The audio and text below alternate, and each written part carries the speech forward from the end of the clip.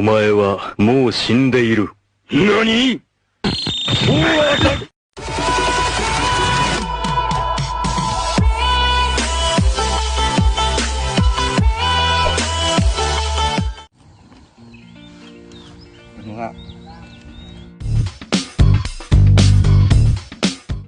เมื่อก็เมียเห็นเนาะเขาก็เลยมาเวทป่า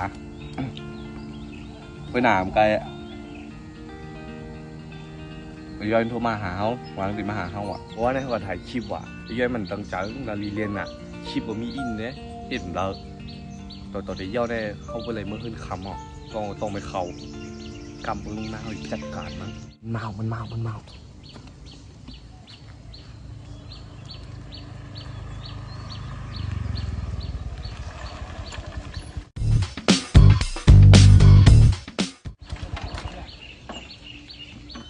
แย่อะไรมากฮะ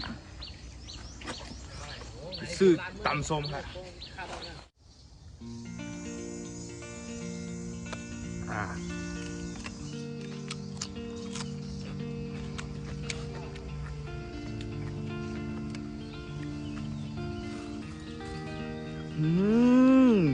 อ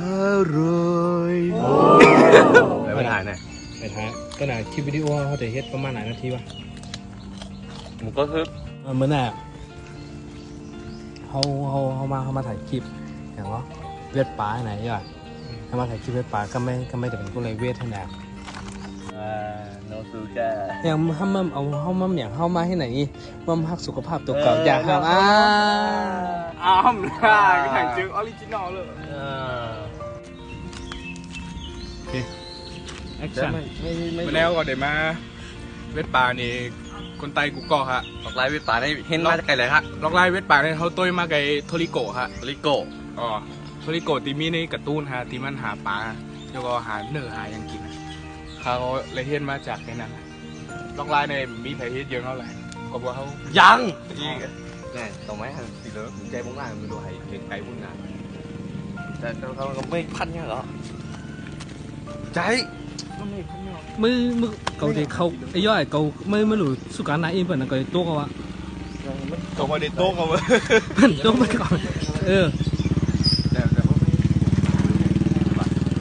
ผักเร็วโยกผักเร็วต้องผักวะไม่ป่าเป็นไม่อยากเป็นเบี้ยนะไม่อยากเบี้ยหรอกมันสัตว์ตัวお前はもう死んでいる。何？おは匠できる。ไอ้เหี้ยขึ้นไปเขาคิดแล้ว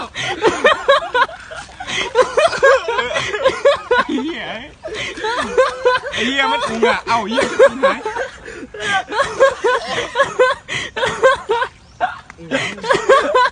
กำเหี้ย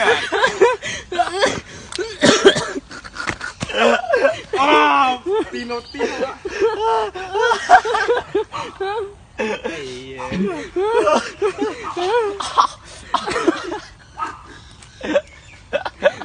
คือตีนหายแล้วโอ้ช่วยอย่างงี้มาไอ้เหี้ยแค่ตีนหาย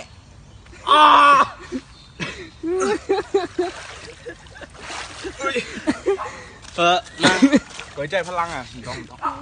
ใจพลังสมัยจะแมท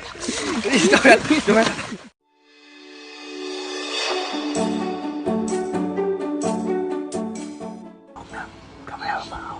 จะได้เตยได้